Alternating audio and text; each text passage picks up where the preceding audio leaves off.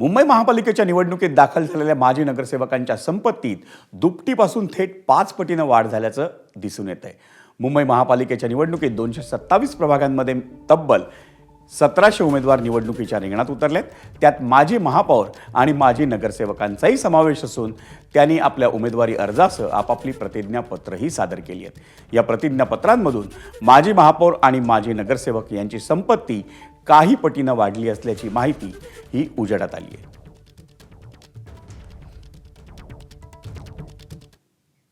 आपण पाहूयात काही माजी नगरसेवक आणि माजी महापौर यांच्या संपत्तीत गेल्या 8 वर्षांमध्ये झालेली वाढ ग्राफिक्समधून.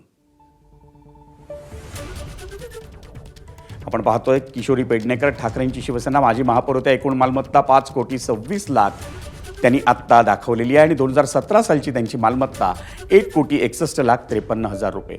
श्रद्धा जाधव ठाकरेंची शिवसेना माजी महापौर, एकूण स्थावर जंगम मालमत्ता 46 कोटींची आणि 2024 साली जेव्हा त्यांनी विधानसभेची निवडणूक लढवली त्यावेळी त्यांची एकूण मालमत्ता होती 44 कोटी रुपये. विशाखा राऊत माजी महापौर ठाकरेंची शिवसेना, स्थावर जंगम मालमत्ता 21,83,00,000 रुपये आत्ताची आणि 2017 सालची मालमत्ता 14,37,00,000 रुपये. यामिनी जाधव शिंदेंची शिवसेनेची आत्ता एकूण मालमत्ता यामिनी जाधव यांची 14,57,00,000 रुपये आणि 2024 साली ज्या वर्षी त्यांनी निवडणूक लढवली होती त्यांची मालमत्ता होती 10,10,00,000 रुपये. नील सोमय्या भाजप, एकूण मालमत्ता 9 कोटी रुपये. 2017 साली एकूण मालमत्ता होती 1,99,00,000 रुपये. तेजस्वी घोसाळकर आता भाजपमध्ये आहेत.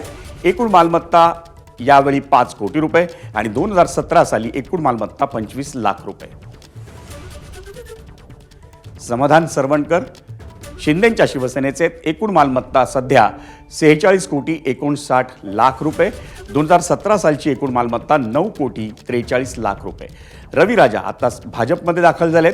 एकूण मालमत्ता 5 कोटी रुपये. 2017 सालची एकूण मालमत्ता 25,00,000 रुपये.